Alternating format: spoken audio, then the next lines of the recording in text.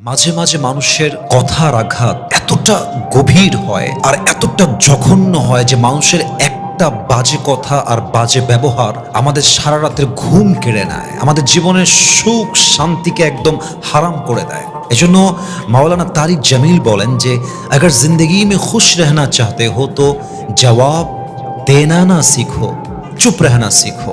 उसने वो कह दिया, ये कह दिया, यूं कह दिया, क्यों कह दिया, ये मत कहो।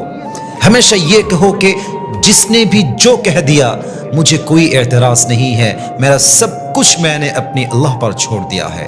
মানুষ যাই বলুক আপনি চুপ থাকবেন, জবান বন্ধ, কান বন্ধ, অভিযোগ বন্ধ, আপনার সমস্ত কিছুকে আপনি ছাড়বেন আল্লাহর উপরে। আপনার মনের সুখ আপনাকে দান করবে একজন, বলেন সবাই তিনি কে? এই জন্য মানুষের কড়া কথা, বাজে কথা, গালিগালাজ এগুলোর জবাব দিতে যাবেন না। যত জবাব দিতে যাবেন আপনার মনটা তত বেশি খারাপ হবে। এই জন্য আমরা আমাদের সমস্ত অভিযোগ, সমস্ত কষ্ট সব কিছুকে ছাড়বো এক সত্তার উপরে, বলেন সবাই তিনি কে?